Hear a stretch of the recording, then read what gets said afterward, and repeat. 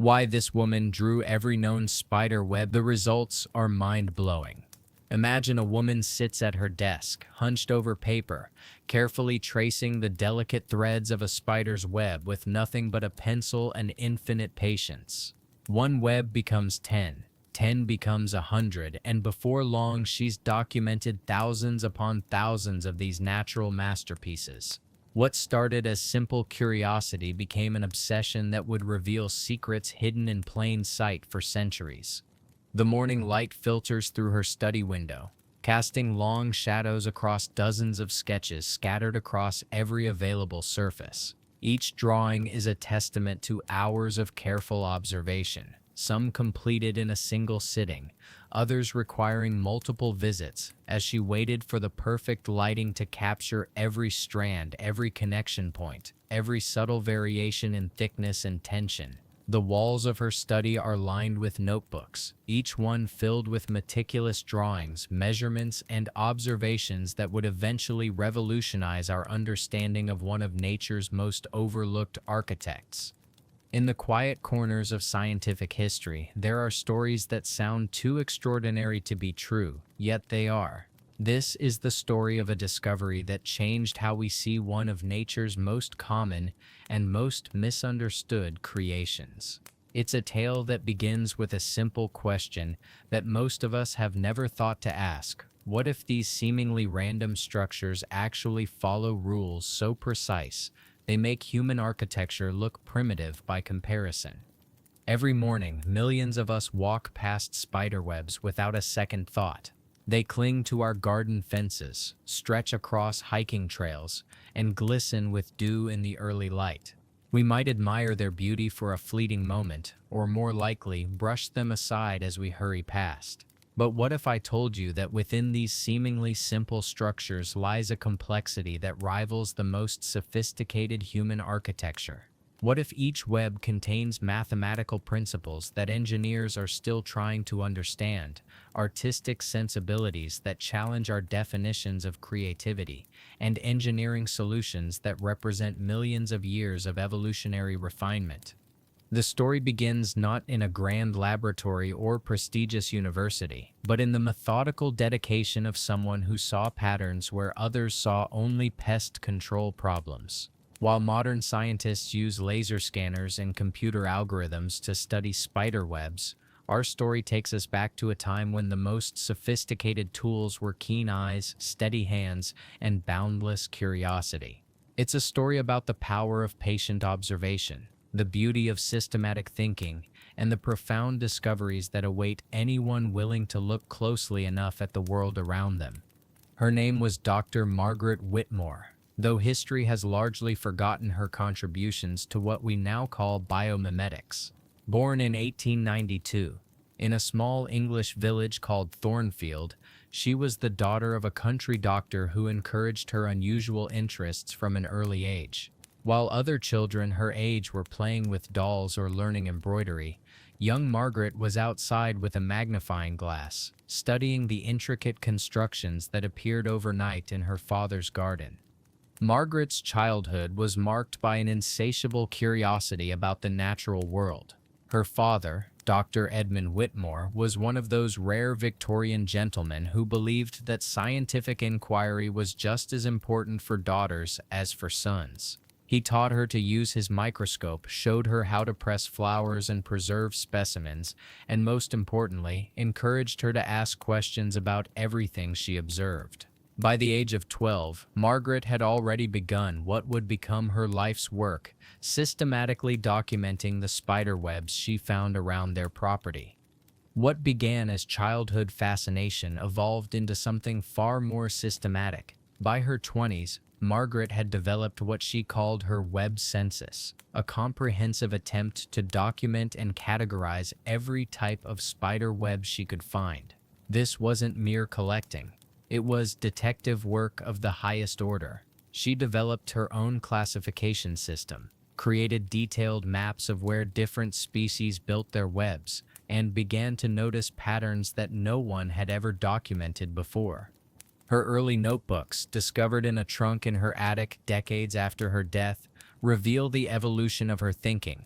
What started as simple sketches gradually became sophisticated technical drawings with measurements, angles, and mathematical calculations. She developed her own notation system for describing web structures, created standardized procedures for measuring and documenting webs, and began to apply principles of engineering and mathematics to understand how these structures actually worked. Spider webs have fascinated humans for millennia. Ancient Greeks saw them as symbols of fate and destiny, the three fates spinning the threads of human life. Medieval Europeans believed spider webs could heal wounds and cure fever. The Lakota people saw Spider Grandmother as a creator deity, weaving the web of life itself. Aboriginal Australians tell stories of spider ancestors who taught humans how to weave and create art. But it wasn't until someone decided to systematically document these structures that their true secrets began to emerge. Throughout history, spider webs have appeared in literature, art, and mythology as symbols of everything from divine creativity to the interconnectedness of all life. Celtic druids saw them as representations of the cosmic web that connects all things. Japanese poets wrote haikus about the ephemeral beauty of morning dew on spider silk. Renaissance artists incorporated spider web motifs into their paintings as symbols of fate and the delicate nature of existence. But Margaret approached spider webs differently. She saw them not as symbols or metaphors, but as engineering problems solved by creatures with brains smaller than pinheads. She wanted to understand not just what spider webs represented, but how they actually worked. This practical, engineering-focused approach was unusual for her time, when natural history was still largely dominated by collecting and cataloging rather than understanding function and mechanism. Imagine the dedication required for such a task. Each web is a temporary masterpiece, existing for just days or weeks before wind, rain, or the spider herself destroys it to build anew. To capture them all would mean years of patient observation, traveling to different climates and habitats, sketching in rain and shine, documenting the subtle differences between species most people couldn't even tell apart. Margaret understood this challenge intimately. Her journals revealed the scope of her obsession and the lengths she went to in pursuit of complete documentation. She would rise before dawn to catch webs in their perfect state, heavy with dew but not yet disturbed by wind or passing animals. She developed techniques for preserving web structures using a mixture of shellac and alcohol, creating three-dimensional models that could be studied long after the original had been destroyed. She became an expert in spider behavior, learning to predict when and where different species would build their webs. She could identify spider species by their web construction alone, recognizing the subtle differences that distinguished one builder from another. She learned which weather conditions were best for web construction, which times of day different species preferred to build, and how environmental factors influenced web design. Her field equipment became increasingly sophisticated over the years. She designed portable easels that could be set up quickly and quietly near active webs. She created a system of mirrors and lenses that allowed her to study web construction from multiple angles without disturbing the spider. She developed special pencils and papers that could capture the finest details of silk structure and connection points. The woman at the center of our story, Dr. Whitmore, understood something fundamental about the natural world. She knew that patterns don't lie. Where human eyes see randomness, nature follows rules so precise they border on mathematical perfection. Her approach was methodical to the point of seeming obsessive. She would spend entire days observing a single web, documenting how it changed throughout the day as temperature and humidity fluctuated, as prey was caught and removed, as the spider made repairs and adjustments. Margaret's observation techniques were revolutionary for her time. She developed what she called web biographies, detailed day-by-day accounts of individual webs from construction to destruction. These documents revealed that webs were far more dynamic than anyone had realized. They weren't static traps, but constantly evolving structures that changed in response to environmental conditions, prey capture success, and the spider's own learning and adaptation. She discovered that spiders were constantly making small adjustments to their webs, fine-tuning the tension of individual strands, reinforcing weak points, and modifying the structure based on feedback from their hunting success. Some spiders would rebuild portions of their webs daily, while others would make gradual modifications over weeks or months. This constant adaptation suggested a level of intelligence and problem-solving ability that most people had never associated with spiders. If you love uncovering these hidden tales, you'll feel right at home here. Stick around for more. As she filled notebook after notebook with intricate drawings, something remarkable began to emerge. The webs weren't random at all. Each species followed specific architectural blueprints passed down through millions of years of evolution. But more surprising still were the variations within species, the way individual spiders modified the basic template like jazz musicians improvising on a familiar melody. Her first major breakthrough came while studying the common garden spider, Araneus diadematus, in the summer of 1923. Traditional naturalists had described their webs as simple orb constructions, but Margaret's detailed observations revealed something far more complex. She noticed that spiders in different locations were building webs with subtle but consistent modifications. Those near streetlights had different spacing patterns than those in deep forest shade. Spiders near busy roads built webs with reinforced anchor points, while those in protected gardens created more delicate, elaborate structures. This discovery challenged the prevailing scientific understanding of instinctual behavior. If web construction was purely instinctual, controlled entirely by genetic programming, then why were spiders in different environments building different types of webs? Margaret hypothesized that spiders were capable of learning and adaptation at a level that no one had previously recognized. She began conducting controlled experiments to test this hypothesis. She would capture spiders and move them to new environments, then observe how their web-building behavior changed. The results were remarkable. Spiders adapted their construction techniques within just a few web-building cycles, developing modifications that were better suited to their new conditions. The orb weaver spiders, those master architects of the spider world, became her specialty. Their circular webs, with spokes radiating from the center like bicycle wheels, seemed simple enough. But as her collection grew, she discovered that these seemingly identical structures contained subtle variations that told stories of adaptation, environment, and individual creativity. Margaret's analysis of orb-weaver webs revealed mathematical principles that wouldn't be formally described by human mathematicians for decades. The spacing of radial threads followed geometric progressions that optimized structural strength while minimizing material use. The spiral threads were positioned according to logarithmic curves that maximized capture efficiency. The overall proportions often adhered to the golden ratio, that mysterious mathematical constant found throughout nature and art. She began to see what she called spider personalities emerging from the data. Some spiders were what she termed minimalists, building perfectly functional webs with the absolute minimum of material and effort. Others were maximalists, creating elaborate structures with decorative elements that served no obvious survival purpose. Still others were innovators, constantly experimenting with new techniques and modifications. These personality differences weren't random variations, but consistent patterns that persisted across multiple web constructions. Individual spiders would maintain their distinctive building styles throughout their lives, suggesting that they had developed personal preferences and techniques that went beyond simple genetic programming.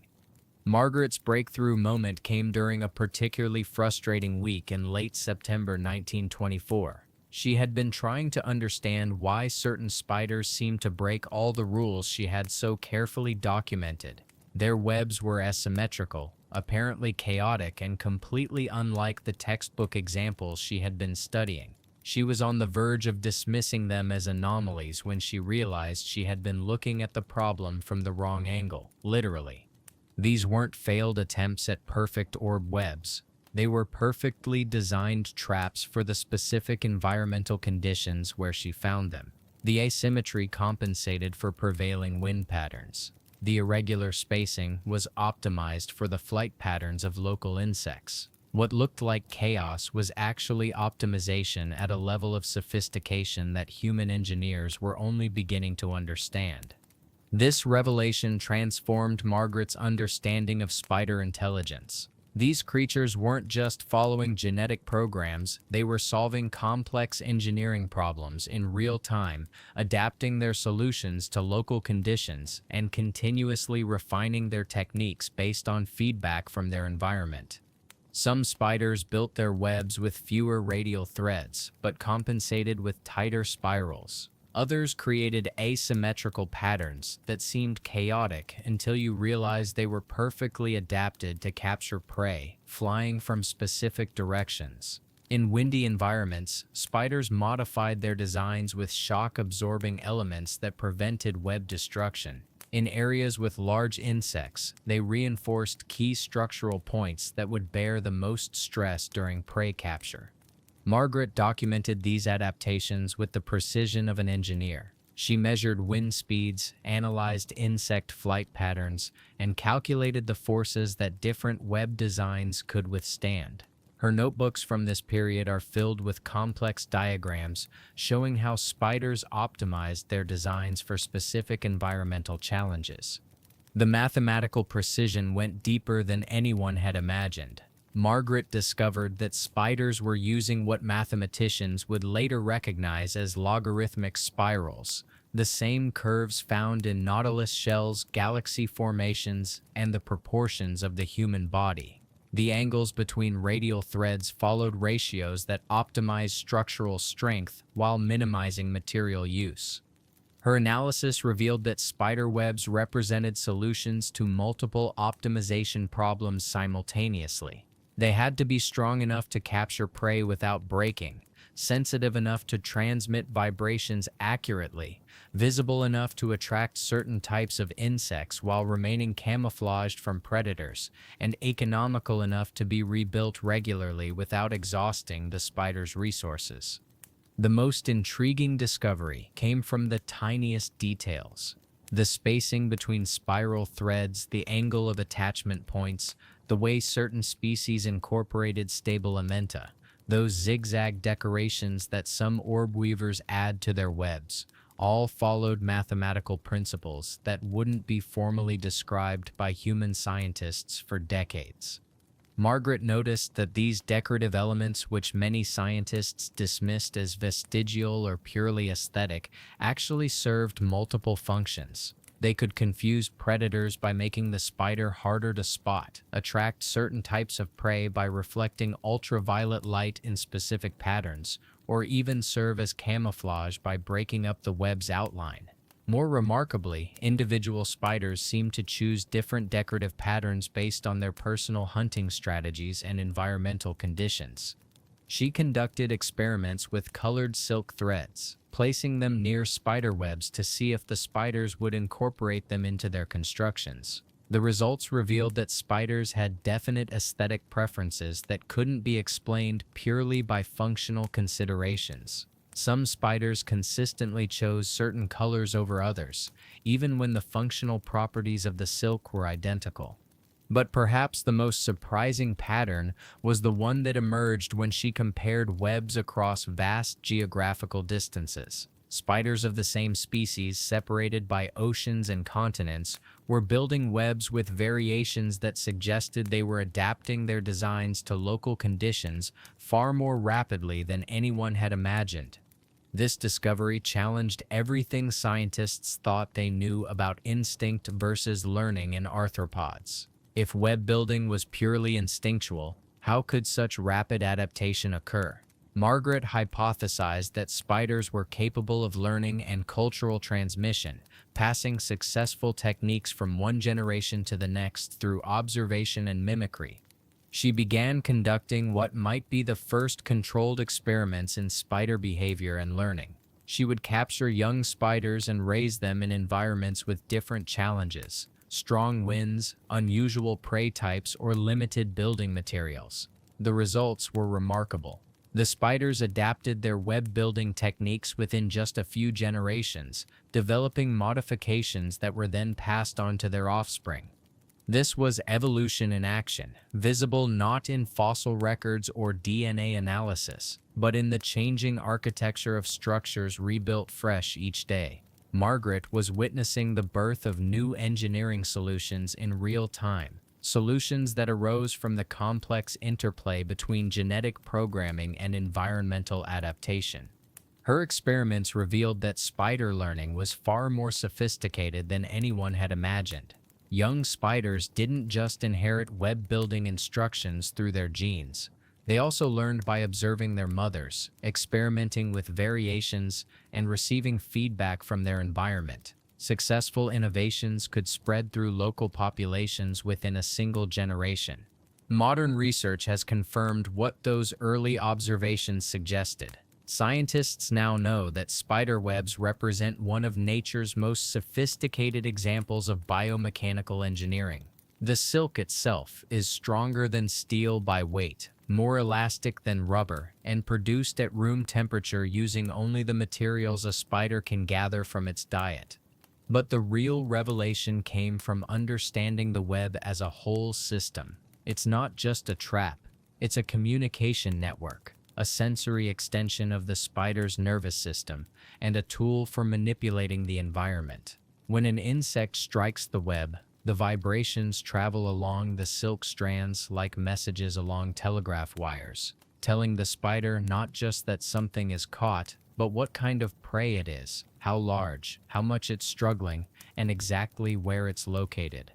Margaret was among the first to document this sensory aspect of web function. She noticed that spiders would often pluck their webs like guitar strings, sending vibrations through the structure. She theorized that this was a form of communication, spiders checking the integrity of their webs, sending signals to potential mates, or even creating vibrations that could attract certain types of prey.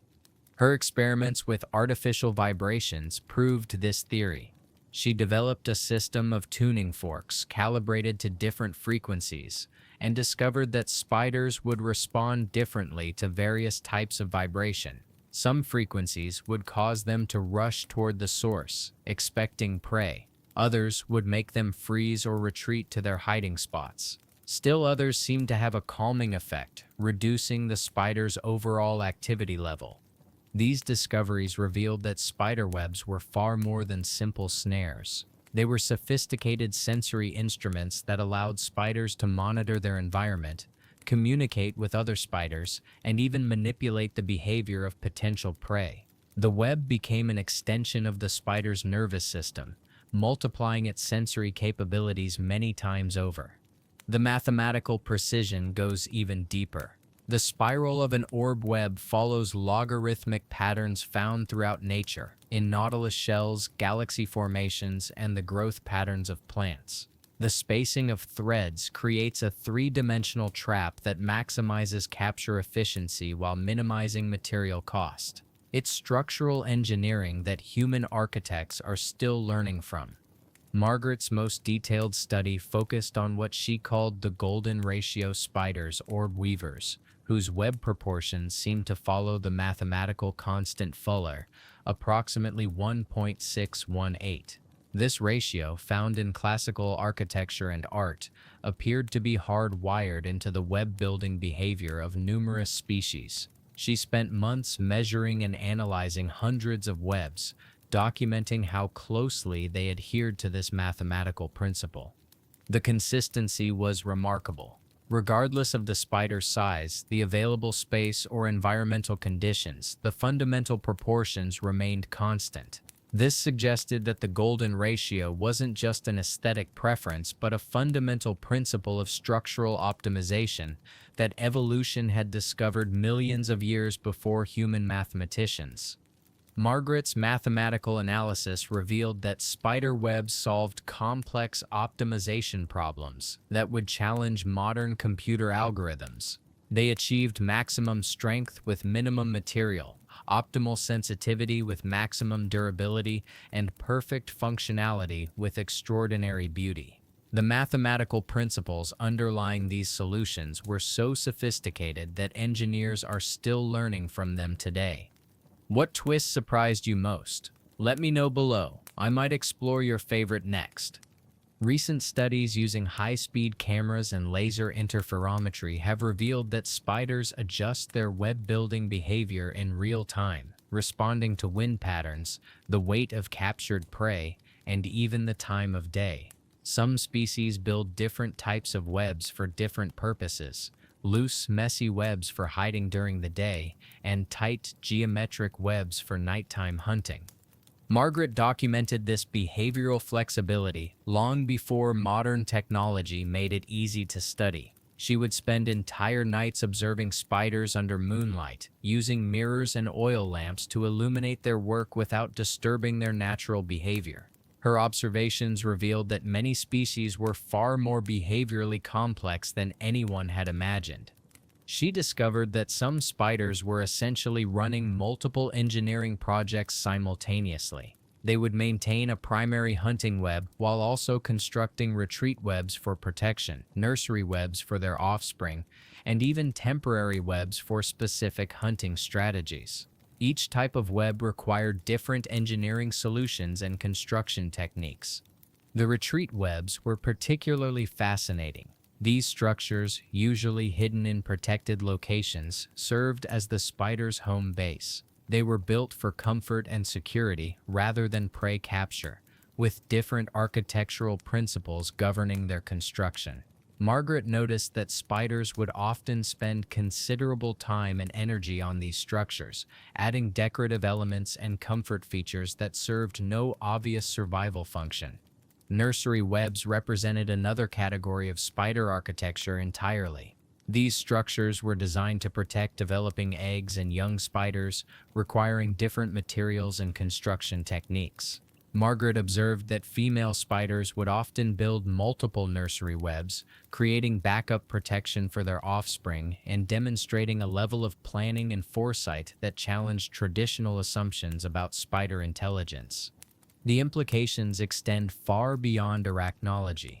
Engineers studying spider silk are developing new materials for everything from bulletproof vests to biodegradable fishing lines. Architects are incorporating web-inspired designs into buildings that can better withstand earthquakes and high winds. Computer scientists are using web-building algorithms to optimize network structures and resource distribution.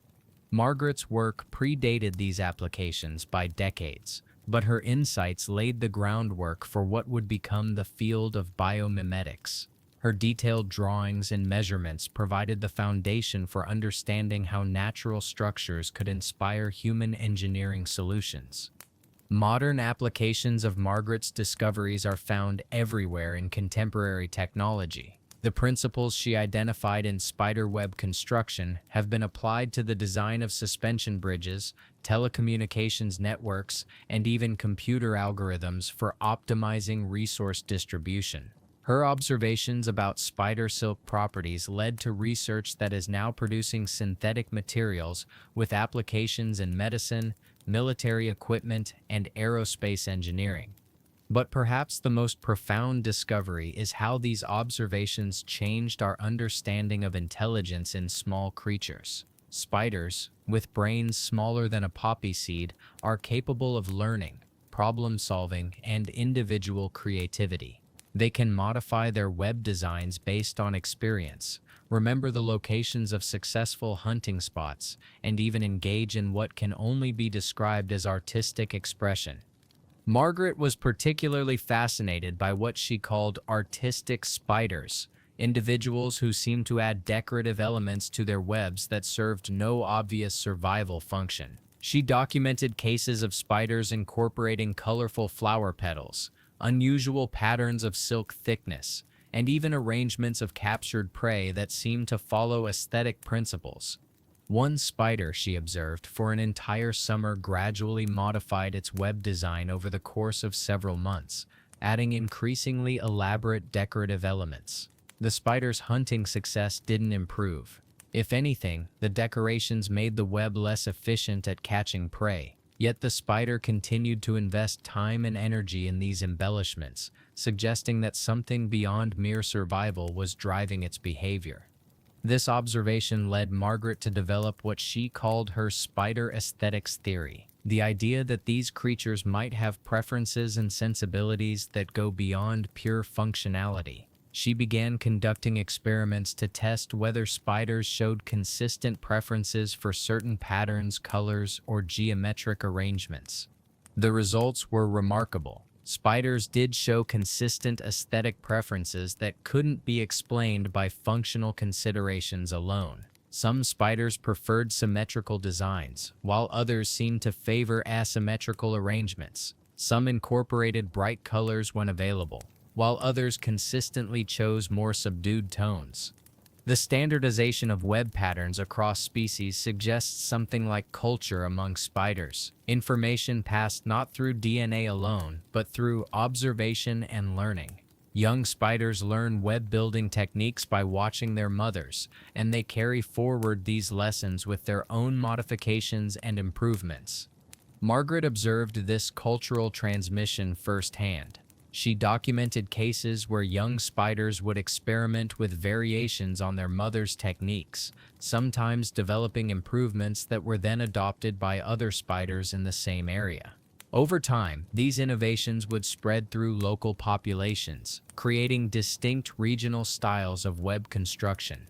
This cultural transmission wasn't limited to functional improvements. Margaret also documented the spread of purely aesthetic innovations, decorative patterns, and stylistic elements that served no obvious survival purpose but were apparently valued by the spiders themselves. These cultural elements could persist in local populations for generations, creating spider communities with distinctive artistic traditions. This challenges our fundamental assumptions about consciousness and creativity in the natural world.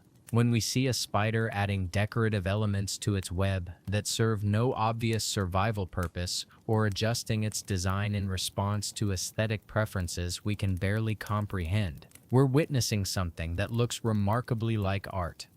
Margaret's later work focused extensively on this artistic dimension of spider behavior. She developed techniques for providing spiders with unusual materials, colored silk, metallic threads, even tiny gemstones, and documented how they incorporated these elements into their constructions. The results suggested that spiders had sophisticated aesthetic sensibilities that influenced their architectural choices. She conducted experiments where she provided spiders with silk of different colors and textures, then observed which materials they chose to incorporate into their webs. The results suggested that spiders had definite preferences that couldn't be explained purely by functional considerations. Some spiders consistently chose darker silk for their radial threads, while others preferred certain textures for their spiral elements. These preferences weren't random but reflected consistent individual tastes that persisted across multiple web constructions. Margaret began to recognize individual spiders by their aesthetic choices, much as art historians might identify painters by their characteristic color palettes or brushwork techniques. The story of mapping spiderwebs is ultimately a story about the power of patient observation. In an age of satellite imagery and electron microscopes, there's something profound about the idea that crucial discoveries can still be made with nothing more than careful attention to the world around us. Margaret's work demonstrates that the most important scientific insights often come not from expensive equipment or complex theories, but from the willingness to look closely at things that everyone else takes for granted. Her legacy reminds us that wonder and discovery are always within reach, waiting for someone curious enough to pay attention. Her methodology was revolutionary in its simplicity and thoroughness. She developed standardized procedures for observing and documenting spiderwebs that could be replicated by other researchers. She created detailed maps showing the distribution of different web types, tracked seasonal variations in construction patterns, and maintained detailed records of individual spiders over their entire lifespans. This systematic approach allowed her to identify patterns that would have been invisible to casual observation. She could track the spread of innovations through spider populations, document the effects of environmental changes on web construction, and identify the factors that influenced individual spiders' architectural choices. Every spider web is both ancient and modern, built using techniques perfected over hundreds of millions of years, yet adapted to the specific challenges of this moment, this place, this individual spider's life. They represent a form of daily creativity that most of us overlook, despite being surrounded by examples of it everywhere we go. The silk itself tells a story of molecular engineering that human technology is only beginning to match. Each strand is a composite material with properties that change along its length, tough and rigid, where structural strength is needed, stretchy and elastic where flexibility is required. The spider produces this material internally, adjusting its properties in real time based on the specific function each strand will serve. Margaret's chemical analysis of spider silk, conducted with the primitive tools available in her era, revealed that spiders were essentially running sophisticated materials, science laboratories inside their bodies. They could produce silk with different properties by adjusting their diet, their activity level, and even their emotional state. Stressed spiders produce silk with different characteristics than relaxed ones. This biological control over material properties opened up entirely new fields of research. Scientists began to understand that living systems didn't just use materials, they created them on demand, optimizing their properties for specific applications in ways that human manufacturing could barely imagine. The discovery that spiders could adjust their silk properties in real time led to research into adaptive materials, substances that could change their characteristics in response to environmental conditions. This work has applications in everything from smart textiles that adjust to temperature changes to building materials that can strengthen themselves in response to stress. Margaret's documentation of seasonal variations in web construction revealed another layer of complexity. She noticed that the same spider species would build different types of webs at different times of year, adjusting their designs for seasonal changes in prey availability, weather patterns, and reproductive needs. During mating season, many spiders would modify their webs to incorporate what Margaret called courtship signals, specific vibration patterns and structural elements designed to attract mates. These modifications often made the webs less efficient for hunting, but they served an entirely different purpose in the spider's life cycle. The courtship webs were particularly elaborate, featuring decorative elements and specialized structures that seemed designed purely for attracting mates. Margaret spent countless hours documenting these seasonal variations, creating detailed calendars that tracked when different species would begin their courtship modifications, and how these changes evolved over the breeding season. The more Margaret studied these seasonal patterns, the more she realized that each web was a snapshot of a complex decision-making process. The spider wasn't just following a genetic program, it was weighing multiple factors and making choices based on current conditions and future needs. Her work revealed that spiders were essentially urban planners, creating structures that served multiple functions simultaneously. A single web might serve as a hunting ground, a communication center, a nursery, and a territorial marker.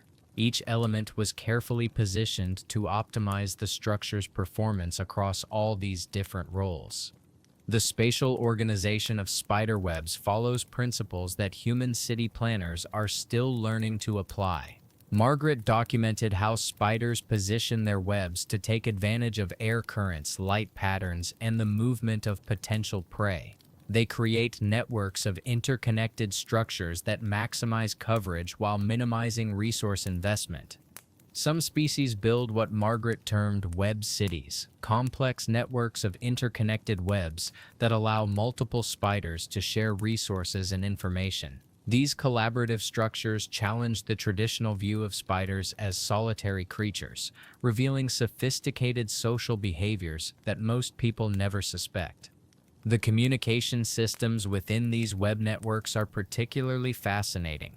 Margaret discovered that spiders use their webs to send messages across considerable distances, creating vibration patterns that carry information about territory boundaries, prey availability, and potential threats. These discoveries about spider communication opened up new questions about consciousness and intelligence in arthropods. If spiders could send and receive complex messages, plan for future needs, and collaborate with others of their species, what did that suggest about the nature of their mental lives? Margaret's later experiments focused on spider learning and memory. She created maze-like environments where spiders had to navigate complex routes to reach their preferred web-building sites. The results showed that spiders could learn and remember routes, adjust their behavior based on experience, and even teach successful strategies to their offspring. The learning experiments revealed that spiders could solve novel problems by combining techniques they had learned in different contexts. They could adapt their web-building strategies to unusual environments, modify their hunting techniques based on the types of prey available, and even develop new communication signals when separated from their usual social groups. These cognitive abilities suggested that spiders possessed a form of intelligence that was far more sophisticated than anyone had previously imagined. They weren't just following instinctual programs, but were capable of creative problem solving, learning from experience, and adapting their behavior to new situations. The next time you encounter a spider web, take a moment to really look at it. Notice the perfect geometry, the strategic placement, the way it catches light and holds dewdrops like jewelry. Remember that you're looking at the work of an engineer, an architect, and an artist all rolled into one tiny creature, following blueprints written in silk and instinct. Consider that this web might be part of a pattern stretching across continents and back through evolutionary time, yet it's also utterly unique, a one-time performance that will never be exactly repeated. It's a reminder that nature's greatest masterpieces are often the ones we're most likely to walk through without noticing. Think about the mathematical precision hidden in those curves and angles, the engineering solutions embedded in every connection point, the aesthetic choices reflected in the web's proportions and decorative elements. Consider that this structure represents millions of years of evolutionary refinement, yet it was built in just a few hours by a creature following principles it understands intuitively but could never explain. Margaret Whitmore's legacy extends far beyond her scientific contributions. She represented a different approach to understanding nature, one based on patience, observation, and respect for the complexity of even the smallest creatures. Her work reminds us that every living thing has stories to tell, patterns to reveal, and lessons to teach. The woman who first recognized these patterns, who spent years documenting what others dismissed as mere cobwebs, gave us a new way of seeing the world. She showed us that complexity and beauty exist at every scale, that intelligence takes forms we're only beginning to understand, and that the most profound discoveries sometimes come from simply paying attention to what's right in front of us. Her detailed drawings, preserved in archives that few people ever visit, represent thousands of hours of careful observation. Each sketch captures not just the structure of a web, but a moment in time when human curiosity met natural wonder. They're documents of discovery, evidence of the profound connections that can emerge when we take the time to really see the world around us. Margaret's story is also a reminder of how many important discoveries have been made by people working outside the mainstream of scientific institutions. Her work was largely ignored during her lifetime, dismissed by colleagues who couldn't see the significance of what she was documenting.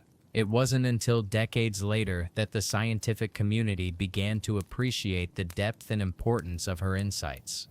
The patterns she identified in spider webs have become fundamental to our understanding of biomechanics, materials, science, and even artificial intelligence. Her observations about spider learning and adaptation contribute to modern research into consciousness and cognition in non-human animals. Modern technology has confirmed and extended Margaret's discoveries in ways she could never have imagined. High-speed cameras reveal the precise mechanics of web construction. Chemical analysis shows the molecular structure of spider silk. Computer modeling demonstrates the mathematical principles underlying web design. But for all our technological sophistication, we're still discovering new aspects of the patterns Margaret first documented over a century ago. Her careful observations provided the foundation for understanding phenomena that we're only now beginning to fully appreciate. Contemporary researchers studying spider webs use Margaret's drawings as reference points for understanding how web construction has evolved over the past century. Her documentation of web variations across different environments provides baseline data for studying how spiders are adapting to modern environmental changes, including urbanization, climate change, and habitat fragmentation. Her legacy lives on not just in scientific papers and museum collections, but in the changed perspective she offered. She taught us that every web is a window into mysteries we're still unraveling, that the natural world is far more intricate and intentional than we ever imagined, and that sometimes the most important discoveries come from the patient work of cataloging what everyone else takes for granted. In our rush to explore distant galaxies and microscopic particles, we sometimes forget that wonder exists in our own backyards, hanging between fence posts and garden branches, rebuilt fresh each morning by creatures we barely notice. The patterns are there, waiting to be discovered by anyone willing to look closely enough to see them. Margaret Whitmore understood that science isn't just about laboratory experiments and theoretical models. It's about paying attention to the world with enough care and patience to see the patterns that others miss. Her work demonstrates that the most profound discoveries often come from the simplest act of all, really looking at what's right in front of us. The next time you see a spider web, remember Margaret's story. Remember that what looks like a simple trap is actually a masterpiece of engineering, a work of art, and a window into forms of intelligence we're still learning to understand. Remember that every web is both ancient and modern, both instinctual and creative, both functional and beautiful. And remember that the patterns are still there, waiting to be discovered by the next person, curious enough to look closely, patient enough to observe carefully, and wise enough to see the extraordinary in the ordinary. Margaret's legacy reminds us that the greatest discoveries often come not from expensive technology or complex theories, but from the simple act of paying attention to the world around us with wonder, patience, and respect. If you're in the mood for another gentle mystery, our next deep dive awaits you.